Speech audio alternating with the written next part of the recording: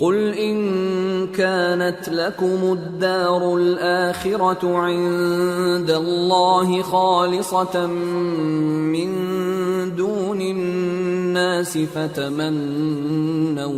فَتَمَنَّوُا الْمَوْتَ إِن كُنتُمْ صَادِقِينَ وَلَن يَتَمَنَّوْهُ أَبَدًا بِمَا قَدَّمَتْ أَيْدِيهِمْ وَاللَّهُ عَلِيمٌ بِالظَّالِمِينَ وَلَتَجِدَنَّهُمْ أَحْرَصَ النَّاسِ عَلَىٰ حَيَاةٍ